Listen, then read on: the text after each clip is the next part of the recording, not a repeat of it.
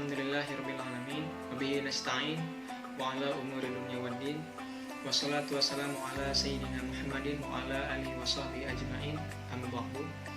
Qala Allah ta'ala fi ayatil karim a'udzu billahi minasyaitonir rajim bismillahirrahmanirrahim qul la yusibana illa ma kataballahu lana huwa maulana wa 'alallahi falyatawakkalul mu'minun. Qala Rasulullah sallallahu alaihi wasallam innallaha 'azza wa jalla haitsu khalaqad dawa. Sadaqallahul adzim wa sadaqa rasulun nabiyul karim. Disyukur kita panjatkan kehadirat ilahi Rabbi yang telah memberikan nikmat tiada henti kepada hambanya yang ia kehendaki hingga kita bisa bersilaturahmi dalam agenda pekan Ramadan Pramuka Universitas Islam Negeri Sunan Jati Bandung yang insyaallah Allah berkahi. Salawat serta salam semoga tetap terlimpah curah kepada baginda kita Sayyidina Muhammad Sallallahu Alaihi Wasallam sebagai insan termulia yang tidak ada satu detik pun dalam kehidupannya kecuali keberkahan dan kebaikan ada di dalamnya. Juga kepada keluarga, sahabat, dan kita selaku umatnya. Amin ya Allah ya Rabbal Alamin. Pandemi COVID-19 telah menyebar lebih ke 200 negara di dunia, tak terkecuali negeri tercinta Indonesia. Sudah 3 juta orang lebih yang terinfeksi karenanya. Rasa takut merupakan sesuatu yang wajar bagi manusia. Namun, rasa takut yang berlebihan akan berbuah kepanikan yang justru lebih berbahaya lagi. Lantas, bagaimanakah cara kita menghadapinya? Insya Allah, pada kesempatan kali ini kita akan sharing ilmu dari para ulama-ulama dan juga literatur-literatur yang saya baca tentang sikap seorang muslim ketika terjadi wabah.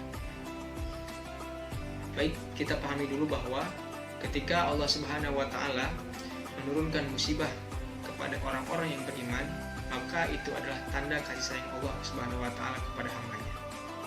Yang pertama, Allah ingin mengangkat derajat hamba itu tinggi-tinggi.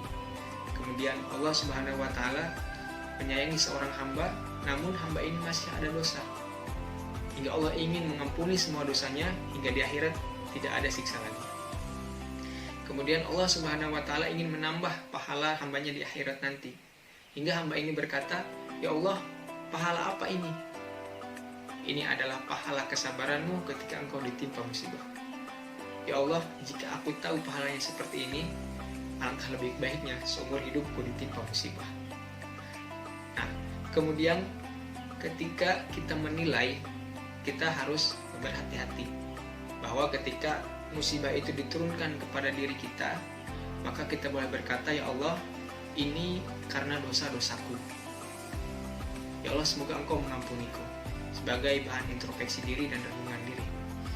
Tapi ketika musibah itu Allah timpakan kepada saudara-saudara seiman kita, maka jangan kita berkata, "Ini karena dosamu," karena akan menyakiti. Dan tadi ketika Allah menurunkan musibah kepada hambanya yang baik, Allah ingin mengangkat derajatnya. Dan ketika musibah itu Allah turunkan kepada orang yang belum baik, Allah ingin mengampuni dosa-dosanya. Nah, kita lanjutkan kepada sikap, langsung kepada sikap seorang muslim saat menghadapi wabah. Yang pertama adalah senantiasa berlindung kepada Allah Subhanahu wa Ta'ala. Wabah penyakit, dalam hal ini kita ambil contoh virus corona, merupakan makhluk Allah sebagaimana makhluk-makhluk Allah yang lainnya. Ia bergerak, berpindah dari satu tempat ke tempat lain, melainkan atas perintah dan izin Allah Subhanahu wa Ta'ala. Maka dari itu, kita berlindung kepada Allah sebelum kita, dalam tanda petik, berlindung kepada kemampuan diri dan juga berlindung kepada makhluk-makhluk Allah yang lainnya. Kita harus ingat bahwa Allah Subhanahu wa Ta'ala merupakan sebaik-baik penjaga. Wallahu khairun hafidhu wa huwa arhamur rahimin. Maka Allah adalah penjaga terbaik dan yang maha penyayang di antara para penyayang. Nah, berlindung kepada Allah Subhanahu wa Ta'ala ini bisa dilakukan dengan berbagai cara. Yang pertama, kita senantiasa berdoa. Doanya bebas bagaimana yang kita bisa. Dan salah satu yang diajarkan oleh Rasulullah SAW adalah Allahumma inni a'udzubika minal barosi wal jununi wal judami wa min syai'il asqam. Dan masih banyak doa-doa yang lainnya. Kemudian dengan cara bersedekah, karena insya Allah dengan bersedekah kita akan dijauhkan dari musibah. Dan juga membaca qunut nazilah di akhir rakaat, terutama salat 5 waktu.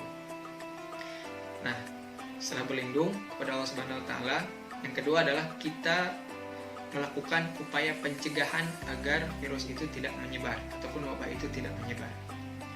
Nah, sebagai manusia kita dituntut untuk melaksanakan usaha-usaha ataupun ikhtiar-ikhtiar agar wabah itu tidak menular baik kepada diri kita ataupun kepada orang-orang yang kita sayangi. Hal ini tentu dengan cara-cara yang telah dianjurkan oleh para ahli di bidangnya. Gitu.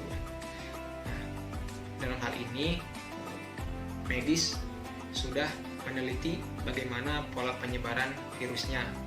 Kemudian para ulama kita sudah mengeluarkan fatwanya, pemerintah juga sudah mengeluarkan kebijakan-kebijakannya. Nah, untuk pencegahannya ini bisa kita laksanakan secara individu ataupun perorangan dan secara kolektif ataupun berjamaah. Contoh, dalam hal penanganan virus corona ini yang dilaksanakan secara individu adalah kita diharuskan menggunakan masker ketika bepergian, kemudian dilarang untuk berada di dalam kerumunan, dan juga diusahakan untuk tidak keluar rumah kecuali ada keperluan-keperluan yang mendesak. Dan juga kita dilarang untuk sering menyentuh mulut, hidung, dan mata. Karena berdasarkan informasi yang saya baca, 90% penyebaran virus corona itu melalui gelombang tadi gitu ya. Nah, kemudian yang secara berjamaah ini dilakukan oleh pihak-pihak yang berwenang. Contoh, pemerintah menghimbau agar kita melaksanakan physical distancing ataupun jaga jarak gitu ya. Dan beberapa daerah sudah melaksanakan pembatasan sosial berskala besar, dan juga tadi kita dihimbau untuk memperbanyak aktivitas di rumah. Dalam arti lain, tidak keluar rumah kecuali ada keperluan-keperluan yang mendesak. Nah, itulah salah satu bagian daripada upaya-upaya pencegahan secara zahir ataupun ikhtiar kita sebagai manusia. Ya, sebagaimana sabda Rasulullah SAW, "Idza sami'tum bihi," ketika engkau mendengar bihi tentangnya wabah, bi ardin, di suatu tempat, fala taqdamu alai, maka janganlah engkau memasukinya.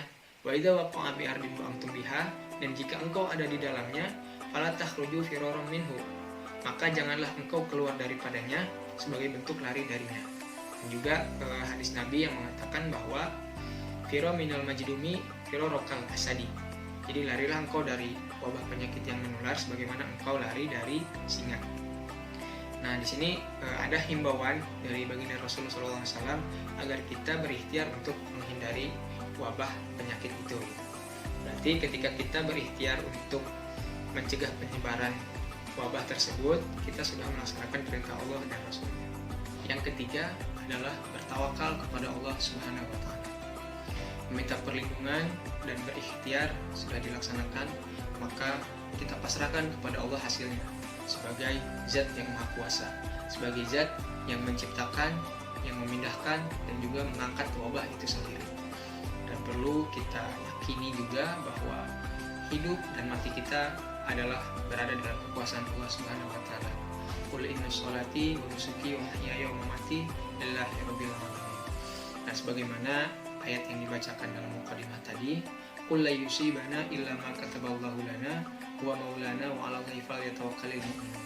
Yang artinya, katakanlah Muhammad, sekali-kali tidak akan menimpa kami melainkan apa yang telah ditetapkan Allah kepada kami. Dialah pelindung kami, dan kepada Allah orang-orang beriman harus bertawakal. Quran Surat At-Taubah ayat 51.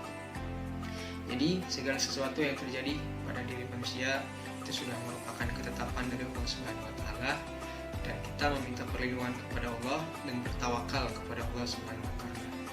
Dan harus kita yakini juga bahwa ketika ajal seseorang belum tiba, walaupun ia ditimpa oleh penyakit wabah virus corona ataupun yang lebih ganas lagi, ia tidak akan meninggal ketika ajalnya belum tiba.